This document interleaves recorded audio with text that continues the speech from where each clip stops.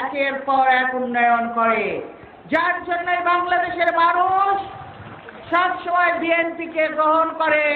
কারণ যে দেশে মানুষের কাছে বিএনপি রাজনীতি পরিষ্কার, বিএনপি রাজনীতি উন্নয়নের রাজনীতি, উৎপাদনের রাজনীতি। তাই আজকে আমরা এই যখন হাতিয়ায় এসেছি উন্নয়ন কার্যক্রম শুরু করার জন্য, গতকালও আমরা গিয়েছি রাজশাহী বিভাগে উন্নয়ন কার্যক্রমের উদ্বোধন করার জন্য। আমরা দেশে একের পর এক উন্নয়ন করছি, রাস্তাঘাট, ব্রিজ, কালভার্ট, এয়ারপোর্ট থেকে বড় কি নেই সব করছি।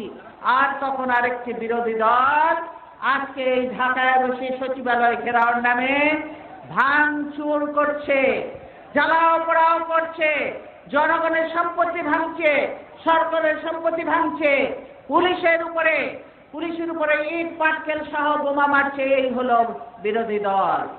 আজকের এই বিরোধী দল শুধু দেশে অশান্তি সৃষ্টি করতে চায়, দেশে উন্নয়ন হোক তারা চায় না। আপনারা উন্নয়ন চান আর আমাদের বিরোধী দল চায় দেশে অশান্তি। দেশ যাতে সামনের দিকে এগিয়ে না যেতে পারে, মানুষ যাতে ভালো থাকতে না পারে, সেই জন্য প্রতি পদে পদে তারা বাধা সৃষ্টি করে।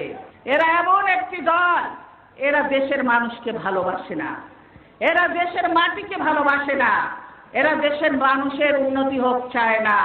এরা চায় শুধু নিজেরা ভালো থাকবে আর এই মানুষগুলিকে শোষণ করবে, এটাই চায়। তার প্রমাণ আপনারা দেখেন, স্বাধীনতার পরে যখন ক্ষমতায় ছিল, ক্ষমতায় থেকে এই দেশের জন্য, এই মানুষগুলির জন্য কিছু করে নাই। তারা কি করেছিল? দেশে বহু সাহায্য এসেছে, সেই সাহায্য এই গরিব দুঃখী এই দেশের মানুষকে দেয়নি। নিজেরা সব লুটপাট করে অন্য দেশে পাচার করে দিয়ে টাকা জমিয়েছে বিদেশে। এইভাবে তারা দেশের মানুষকে শোষণ করেছে, দুর্ভিক্ষ সৃষ্টি করে এই দেশের লক্ষ লক্ষ মানুষকে না খাইয়ে মেরেছে, বাংলাদেশকে একটি তলাবিহীন ঝুড়িতে পরিণত করেছে।